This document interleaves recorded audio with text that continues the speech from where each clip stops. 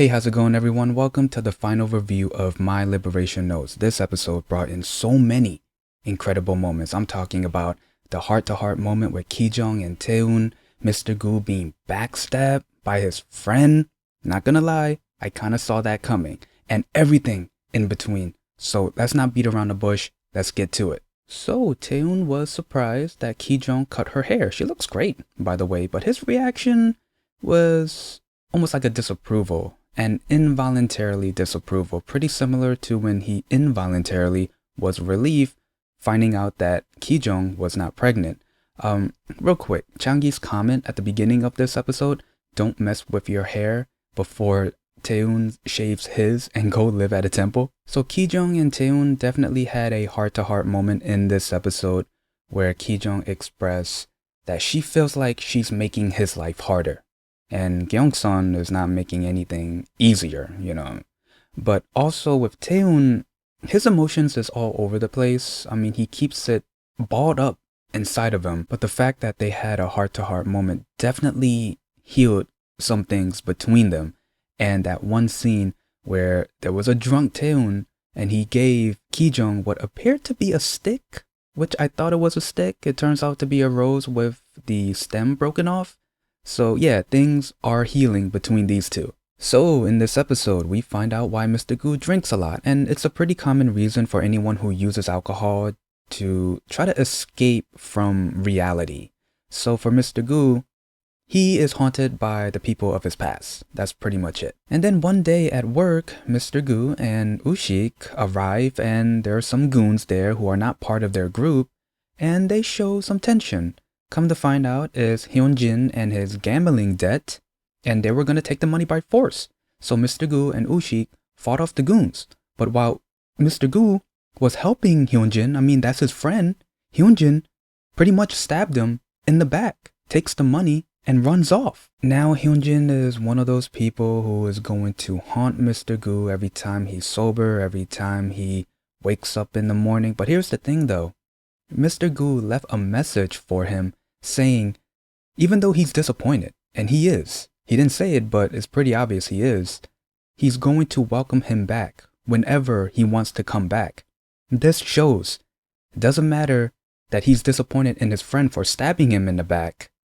He will still welcome him still as a friend. And I love the ending for Mr. Gu and Mi-jung. Mi-jung was expressing herself, saying that she feels nothing but love. And for Mr. Gu, even though he went through something that was really messed up, he's trudging. And he still is. Next, the Liberation Club reunites. I thought that was pretty awesome. Apparently, somebody wants to publish their story as a book, which is incredible. But the decision is half and half. TaeHoon thinks that he didn't write much and it's personal. And Mi-jung thinks that it's not good enough to publish as a book. They did talk about if they accomplish anything after leaving the Liberation Club. I feel like they did. Seeing them now compared to at the beginning of the drama, I feel like they did accomplish some things, even though those things aren't really considered big things, but they still accomplished them. Like for example, Mi-jung found some excitement in her life. TaeHoon, he found GiJeong. Now to end the Liberation Club story is with a beginning. Sangmin texted everyone and wanting to restart the club again, and everyone agreed to it, which I thought was really awesome. There are also some other highlights that I didn't want to forget to talk about, and also it's really nothing much to review. Like for example, Changi attending a funeral director class, which he was about to leave, but he stayed.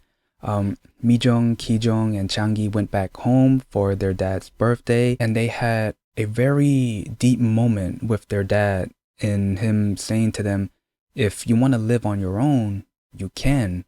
Changi did say, well, should you be saying that coming from a person who married twice? And the dad was like, well, I can, because since I did it twice, and also your dad isn't strong. So I thought that was a really deep moment right there. And also Hyuk-soo's final moment where Changi was trying to call Hyuna, but she wasn't picking up. And his friend who was at the convenience store telling Changi, hey, some people from HQ are here, but Changi, he didn't go because he wanted to be there for his friend. in his final moments. For Hyuna and Changi, yeah, these two are not together, considering what happened in the last episode, but we do get a scene between these two. And the way I see it is more of, they ended their relationship peacefully, with no one holding anything against one another. They're just friends. So my final thoughts on the finale, I thought they ended everyone's story perfectly. Everyone found love at one point, or they're still in love right now. But for the ones who are not in love now, like for example, Changi, he's moving forward. Even though he had, a downfall with Hyuna, he still maintained to be her friend. Now, everyone in this drama was dealing with problems, and it wasn't going to be solved, not next week, not next month, not even next year. So the way I see it is they're all dealing with the problem, but they're still moving forward and not letting it drag them. For Mr. Gu, he was letting his past drag him, but ever since dating GiJeong, he learns to deal with the problems, but still continue to move forward, which I thought was incredible. So my final thoughts on the drama. First, this drama is a gem. It's definitely underrated. At first, I thought it was a little slow, and it was, and I'm pretty sure a lot of people can agree with me on that. But I think episode 3 or 4 was when things start to pick up, and I started to understand what was the story that this drama was trying to tell. Because episode 1 and 2, I was like, what is this? What? I was confused. I was a little bored. But I'm glad I continued watching because it told an incredible story. Would I recommend this drama? Yes, I would. But I would also tell that person, try to get through episode 1 and 2. Because it is going to be a little slow. But just stick it out, But then later on, it will get better.